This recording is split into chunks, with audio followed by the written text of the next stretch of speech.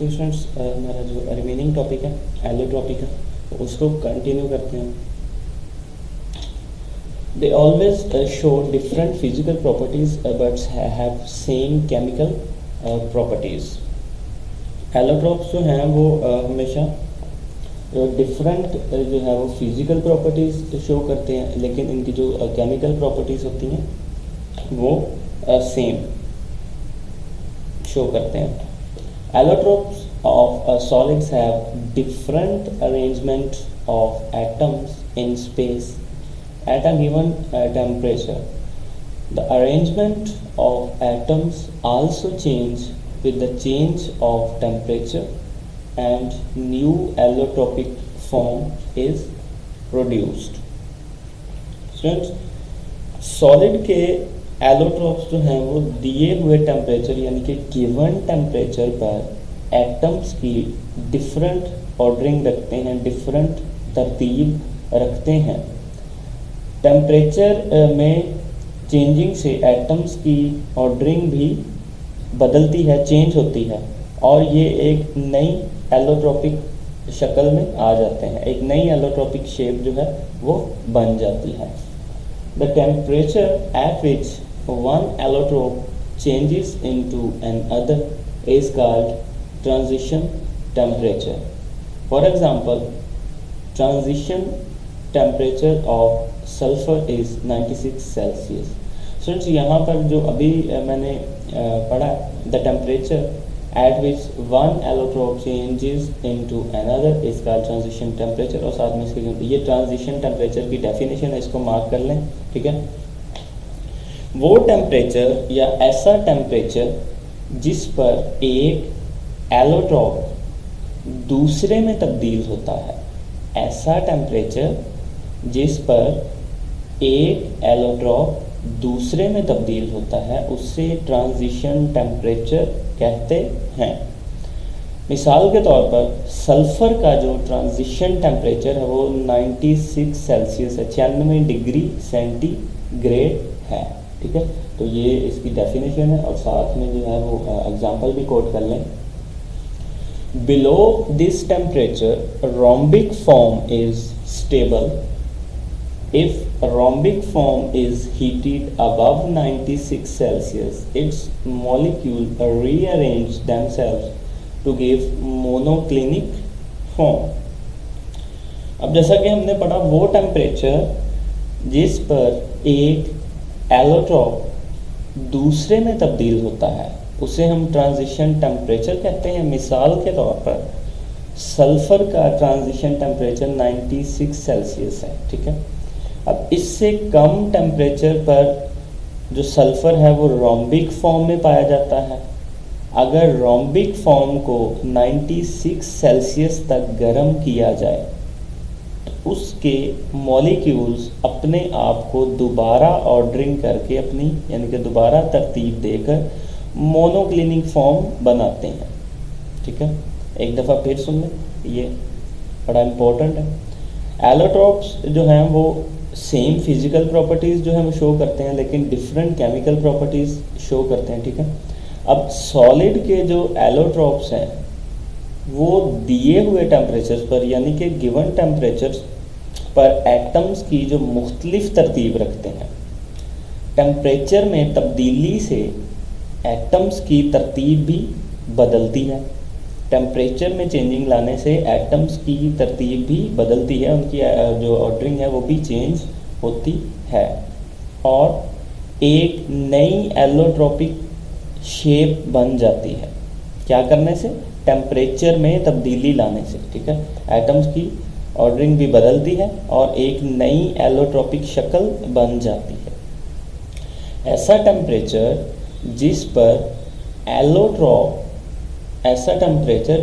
एक एलोट्रॉप दूसरे में तब्दील होता है उसे हम ट्रांजिशन टेम्परेचर कहते हैं। फॉर एग्जांपल, सल्फर का ट्रांजिशन टेम्परेचर 96 डिग्री सेंटीग्रेड है, 96 सेल्सियस। अब उससे यानी कि 96 से कम टेम्परेचर पर वो रोम्बिक फॉर्म में पाया जाता है, ठीक है। अगर रोम्बिक फॉर्म को 96 सेल्सियस तक गर्म किया जाए तो उसके मॉलिक्यूल्स अपने आप को दोबारा तरतीब देकर मोनोक्लिनिक शेप में आ जाते हैं, यानी कि मोनोक्लिनिक शक्ल बना लेते हैं। अब नीचे ये आपको क्वेश्चंस नज़र आ रही है। S8 S आपको पता है सल्फर का साइन है, ठीक है। अब रोम्बिक फॉर्म में ये है, रोम्बिक फॉर्म में कैसे है, अगर ये 96 सेल्सियस तक नहीं है, उससे बिलो टेम्परेचर पर है, जैसा कि ऊपर हमने बात पढ़ी, below this temperature rhombic form is stable. If rhombic form is heated above 96 Celsius its molecules rearrange themselves to give monoclinic form. यानी कि सल्फर जो है हमारे पास वो रोम्बिक फॉर्म में है तब तक जब तक 96 सेल्सियस से टेम्परेचर जो है इसका बिलो है, यानी कि उससे कम है। जैसे ही temperature raise up to 96 Celsius यानी कि 96 डिग्री सेंटीग्रेड जब टेम्परेचर किया तो इसने अपने आप को दूसरी शक्ल में ढाल लिया, sulphur in form of monoclinic. यही बात ऊपर हमने पढ़ी है, ठीक है। If rhombic form is heated above 96 Celsius, अगर उसकी रोम्बिक फॉर्म में जब वो है उसको हमने हीट किया अबव 96 सेल्सियस यानी कि 96 डिग्री सेंटीग्रेड से तक हमने किया, अब इसके मॉलिक्यूल जो हैं वो अपने आप को मोनोक्लिनिक फॉर्म में ढाल लेते हैं, ठीक है। उसके बाद हमारे पास एग्जाम्पल है, other examples are tin and phosphorus. अब यहाँ पे P किसका साइन है, P आपको पता है फॉस्फोरस का साइन है, ठीक है। अब फॉस्फोरस जो है वो वाइट फॉर्म में है हमारे पास, वो ऐसे कि जैसे ऊपर जो गिवन टेम्परेचर है 250 सेल्सियस, जैसा कि ऊपर वाले में यानी कि सल्फर में हमने पढ़ा, जब 96 सेल्सियस से टेम्परेचर जो है वो सल्फर रोम्बिक फॉर्म का, सल्फर का अगर जो टेम्परेचर है वो बिलो होगा तो वो कौन सी फॉर्म में होगा, वो रोम्बिक फॉर्म में होगा। इसी तरह जब 96 सेल्सियस टेम्परेचर होगा या उससे ज़्यादा होगा तो हमारे पास जो सल्फर होगा वो किस फॉर्म में होगा, वो मोनोक्लिनिक फॉर्म में होगा। इसी तरह अदर एग्जांपल्स में फास्फोरस की यहाँ पे हम बात करते हैं, बिलो 250 डिग्री सेंटीग्रेड 250 सेल्सियस, उससे अगर हमारे पास बिलो टेम्परेचर है तो हमारे पास फास्फोरस जो है वो किस फॉर्म में है, वो वाइट फॉर्म में है, ठीक है। जैसे ही टेम्परेचर हमारे पास 250 पे गया तो हमारे पास फास्फोरस जो है वो रेड फॉर्म में है, ठीक है, बिल्कुल ऊपर वाली एग्जांपल की तरह। अब थोड़ा सा जो वाइट फास्फोरस है या रेड फास्फोरस है उसके बारे में बता दूं। वाइट फास्फोरस जो है हमारे पास एक बहुत ही ज़्यादा रिएक्टिव, पॉइजनस और वैक्सी टाइप सॉलिड है। वैक्सी टाइप कहते हैं मोम टाइप, यानी कि मोमी, ठीक है। अब ये टेट्रा एटॉमिक मॉलिक्यूल्स की शेप में मौजूद होता है, ठीक है। लेकिन जो रेड फास्फोरस है वो लेस रिएक्टिव, नॉन पॉइजनस और हार्ड पाउडर होता है, ठीक है।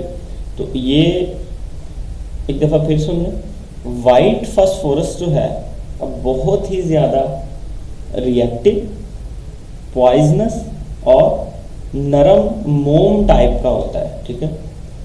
ये जो है ये टेट्रा एटॉमिक मॉलिक्यूल्स की शेप में मौजूद होता है, लेकिन सुर्ख फास्फोरस, ये रेड फास्फोरस जिसको हम कहते हैं, ये लेस रिएक्टिव, लेस पॉइजनस और हार्ड पाउडर होता है।